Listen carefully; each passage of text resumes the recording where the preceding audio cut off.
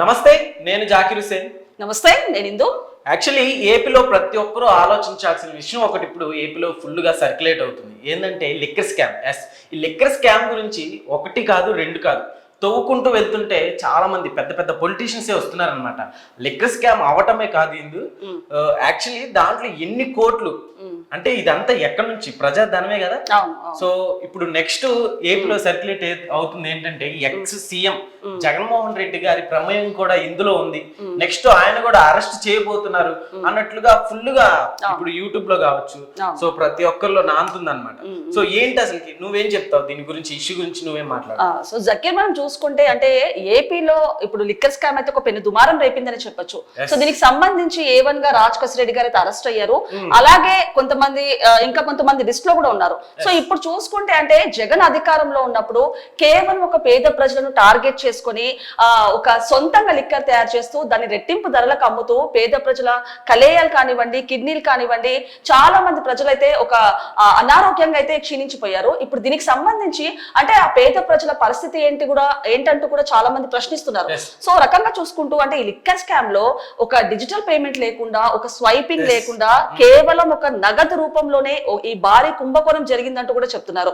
So దీనికి సంబంధించి ఒక లిస్ట్ లో అయితే అందరూ అయితే ఇప్పటిదాకా అయితే అరెస్ట్ అయ్యారు. సో మరి నెక్స్ట్ జగన్ అనే వార్తలు కూడా ఇప్పుడైతే వినిపిస్తున్నాం మనకి గట్టిగా. ఇందు గారు, ఇక్కడ జగన్ గారు అనేది కూడా తీసి మనం పక్కన పెడితే, సో కోట్లు కోట్లు కోట్లు కోట్లు అసలు అంత డబ్బు అంత స్కామ్ అయిందంటే, సో ఎంత ప్రజాధనం వేస్ట్ అవుతుందంటే అసలుకి ఏంటి అసలు విషయాలు. ఇప్పుడు ఈ రోజులో తినడానికి కూడా ఉండటానికి కూడా ఇల్లు లేక, ఏపీలో ఒక పక్కన డెవలప్మెంట్ లేక ఎంతమంది యూత్ అంతా హైదరాబాద్ కి, బెంగళూరుకి ఎట్లా వెళ్తున్నారు.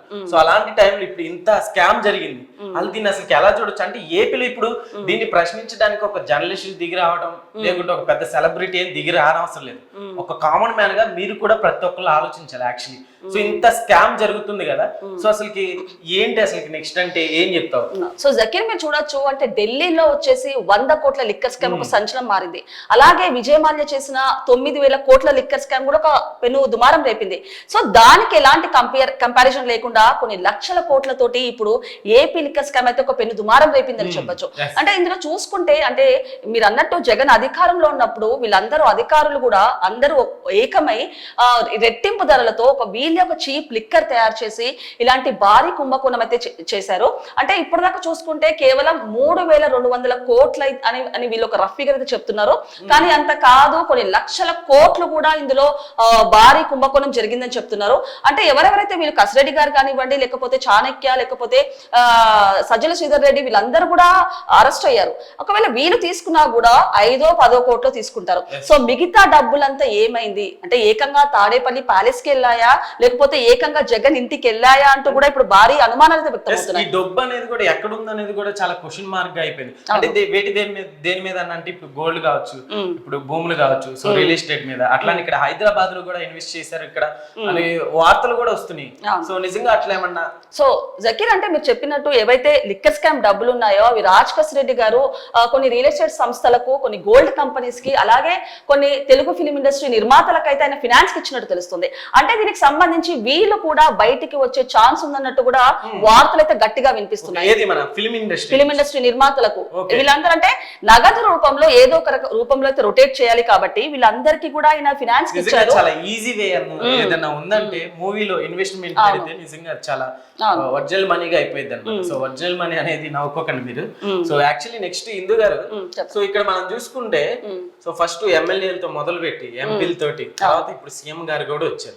సో ఇప్పుడు మన ఏపీలో జరిగిన లిక్కర్ స్కామ్ కి రీసెంట్ గా మనం తెలంగాణలో కూడా జరిగింది. ఆల్రెడీ కవిత గారిని అరెస్ట్ కూడా చేశారు, తిహార్ జైల్లో కూడా చేశారు. సో అయితే అసలు ఏమైనా సంబంధం ఏమైనా ఉండిద్ది అనుకోవచ్చా ఢిల్లీ లిక్కర్ స్కామ్ కి ఇక్కడ దానికి?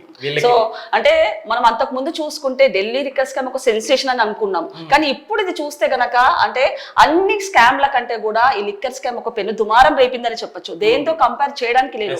కొన్ని లక్షల వేల కోట్లు అయితే ఇందులో స్కామ్ అయితే జరిగింది. సో ఇప్పుడు ఇది చూసుకుంటే అంటే ఒక్కొక్కరుగా ఇప్పుడు మీరు చూడొచ్చు, ధనంజయ రెడ్డి గారు కానివ్వండి, కృష్ణమోహన్ రెడ్డి గారు కానివ్వండి, and Bharathi cements all time director Govindappa Balaji కూడా ఇందులో అరెస్ట్ అయ్యారు. అంటే వీరు కేవలం అనుమానితులుగానే ఉన్నారు స్టార్టింగ్ లో. కాకపోతే వీళ్ళు ముందస్తుగానే సుప్రీంకోర్టులో బెయిల్ కి అప్లై చేశారు. అయితే ఆ బెయిల్ కూడా రద్దయింది. సో వీళ్ళ పాత్ర కూడా కీలకంగా ఉందని చెప్పొచ్చు. అంటే ఎవరైతే ధనుంజయ రెడ్డి గారు ఉన్నారో ఆయన అన్అఫిషియల్ సీఎం గా 2019 నుంచి 2025 వరకు కూడా ఉన్నట్టు తెలుస్తుంది. అలాగే జగన్ అధికారంలో ఉన్నప్పుడు సీఎం ని కలవాలన్నా కూడా ధనుంజయ రెడ్డి గారు ఆదేశాలు ఇస్తేనే అక్కడి వరకు వెళ్లే పరిస్థితి ఉన్నట్టు కూడా తెలుస్తుంది. సో జగన్ అధికారంలో ఉన్నప్పుడు మంత్రులు కానివ్వండి, ఎమ్మెల్యేలు కానివ్వండి, చైర్మన్లు కానివ్వండి, ఎమ్మెల్సీలు కానివ్వండి, వీళ్ళందరూ కూడా ధనుంజయ రెడ్డి గారు చెప్పిందే శాసనం అన్నట్టు కూడా ఒక వ్యవస్థ ధనుంజయ రెడ్డి అయితే క్రియేట్ చేశారు. సో పవర్ టు క్రైమ్ అనే పేరు ఎవరికైనా సెట్ అవుతుందా అంటే మనం చెప్తే గనక ధనుంజయ రెడ్డి గారికి అయితే సెట్ అవుతుందని చెప్పొచ్చు. సో వీళ్ళందరూ కూడా ఒక కీలకంగా రోల్ అయితే ప్లే చేశారు. సో షర్మిల గారు దీని మీద రెస్పాండ్ అవ్వడం జరిగింది కదా, సో దాన్ని ఎలా చూడొచ్చు? అంటే ఇప్పుడు మనం చూసుకుంటే ఇప్పుడు వరుస అరెస్టులతోటి వరుస స్కామ్లతోటి అయితే వైసీపీ ప్రభుత్వం అంతా చిక్కుల్లో పడిందని చెప్పొచ్చు. సో ఈ నేపథ్యంలోనే షర్మిలా గారు కూడా రియాక్ట్ అయ్యారు. అంటే ఆవిడ ఏమన్నారంటే వైఎస్ రాజశేఖర రెడ్డి గారు హయాంలో ఉన్నప్పుడు చాలా హుందాగా వ్యవహరించేవారని, అలాగే ఎలాంటి తప్పు చేసినా ఎంక్వైరీ చేయండి అంటూ ఆయన చాలా హుందాగా చెప్పేవారు. అలాంటిది ఇన్ని వరుస అరెస్టులు జరిగినా, ఇంత పెద్ద స్కామ్ జరిగినా జగన్ గారు ఎక్కడ కూడా ఆన్ రికార్డ్ పరంగా వచ్చి ఎక్కడ మాట్లాడలేదు, అసెంబ్లీలో కానివ్వండి. అలా మాట్లాడలేదంటే జగన్ గారు దోషి అని చెప్పేసి కూడా ఆయన ఇండైరెక్ట్ గా ఆయనే తేల్చుకున్నారా అంటూ కూడా ఆవిడ కొన్ని వ్యాఖ్యలు చేశారు. అంటే ఈ రకంగా చూసుకుంటే అంటే జగన్ అధికారంలో ఉన్నప్పుడు కేవలం లిక్కర్ స్కామే కాదు, జగన్ అధికారంలో ఉన్నప్పుడు మాఫియా డాన్ తోటి కూడా వీళ్ళకి సత్సంబంధాలు ఉన్నాయి. అంటే ఏ రకంగా చూడొచ్చు అంటే మీకు గుర్తుందో లేదో, అంటే under world mafia don Abu Salem and Monica Bedi case అయితే ఒకప్పుడు సంచలనంగా మారింది. సో వాళ్ళకి సంబంధించిన దర్యాప్తు కానివ్వండి, విచారణ కానివ్వండి మొత్తం ఇక్కడే జరిగింది. సో ఎవరైతే కృష్ణమోహన్ రెడ్డి గారు ఈయన ఎంఆర్ఓగా ఉన్నప్పుడు ఫేక్ పాస్పోర్ట్లు క్రియేట్ చేసి వీళ్ళిద్దరికి ఇక్కడ నుంచి వేరే దేశాలకు పంపించే ప్రయత్నం కూడా ఈయన చేశారంట. అలాగే పిఎస్ఆర్ రాజనేల్ గారు కూడా ఒక విజయవాడ ఎస్పీగా ఉంటూ కూడా ఆయన కూడా దీనికి సహకరించారని చెప్పొచ్చు. అంటే ఈ రకంగా చూసుకుంటే నిజంగా జగన్ అధికారం వైసీపీ హయాంలో ఒక మాఫియా డాన్తోనే సత్సంబంధాలు ఉన్నాయంటే నిజంగా పాలన ఏ విధంగా చూడొచ్చో మనందరికి ఇప్పుడు అర్థమవుతుంది. ఇక నెక్స్ట్ స్టెప్ కి వెళ్తే సో స్కామ్ అనేది తీసి పక్కన పెడదాం, తర్వాత అరెస్ట్లే కదా. సో అయితే ఈ టైంలో జగన్మోహన్ రెడ్డి గారిని ఒకవేళ అరెస్ట్ చేస్తే పరిస్థితి ఎలా ఉంటుంది అనుకోవచ్చు? సో మీరు చూడొచ్చు అంటే ఇప్పటిదాకా ఇంతమంది వరుస అరెస్టులు చేసినా ఇప్పటిదాకా జగన్మోహన్ రెడ్డి గారు అయితే ఒక స్టేట్మెంట్ ఇవ్వలేదు, ఒక ప్రెస్ మీట్ ఎక్కడ పెట్టలేదు. అలాంటిది మొన్న రీసెంట్ గా బయటకు వచ్చిన మీడియా సమావేశంగా కొన్ని వ్యాఖ్యలు అయితే చేశారు. అంటే వైసీపీ నేతలను అన్యాయంగా అక్రమంగా అరెస్ట్ చేస్తున్నారని, అలాగే ఇలాంటి వాళ్ళని నేను అసలు వదలను, కావాలంటే రెడ్ బుక్ లో కాకపోతే ఇంకే బుక్ లో రాసుకోండి, రిటైర్డ్ అయినా కూడా వీళ్ళని వదలను, సినిమా చూపిస్తానంటూ కూడా వ్యాఖ్యలు చేశారు. యాక్చువల్లీ నిజంగా నాకు ఇక్కడ క్వశ్చన్ రైస్ అవుతుంది. సో ఎక్స్ సీఎం అయ్యండి, సో అంటే మీకు ఏమైనా జరిగితే రాసి పెట్టుకోండి, నిజంగా కక్ష సాధింపులాగా చేస్తున్నట్టు లేదా నెక్స్ట్ అంటే అసలు ఎందువల్ల నువ్వు ఓడిపోయాం అన్న దాని గురించి తను డిస్కస్ గానీ ఒకవేళ తెలుసుకోకుండా సో ఇట్లా ప్రజల్ని కూడా ఏం చేద్దామని అసలు అంటే మనకి మీరు అన్నట్టు క్లియర్ గా తెలుసు ఇక్కడ ఎలాంటి కుంభకోణం జరిగిందో ఆ పబ్లిక్ అందరికీ తెలుసు.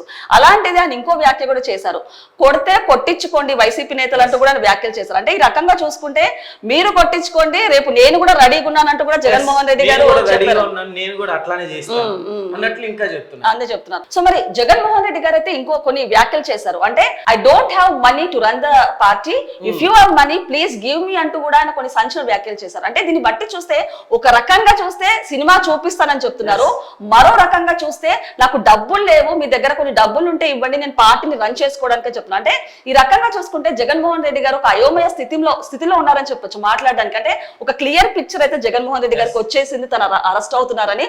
సో ఒక ఏం మాట్లాడాలో అర్థం కాని దాంట్లో ఇప్పుడు నెక్స్ట్ తనే అని దాంతో ఆయన ఒక అయోమయ స్థితిలో మీడియా సమావేశంలో ఏమేమో మాట్లాడుతున్నారంటూ కూడా చెప్తున్నారు. సో ఇదన్నమాట పరిస్థితి. నిజంగా ఈ లిక్కర్ స్కామ్ గురించి అయితే ప్రతి ఒక్క యూత్ ఆలోచించాల్సిన విషయం కదా. యాక్చువల్లీ ఎన్ని కోట్లు ఏంటి మైనింగ్ స్కామ్ అని, ఇట్లా లిక్కర్ స్కామ్ అని చెప్పుకుంటూ వెళ్తుంటే ఇంకొక స్కామ్ వస్తూనే ఉన్నాయి యాక్చువల్లీ. సో వీటి గురించి నిజంగా ప్రతి ఒక్కరు ఆలోచించాల్సిన విషయం కదా. సో చూద్దాం ఇక నెక్స్ట్ ఏం జరగబోతుందో. So let's watch it. Thank you.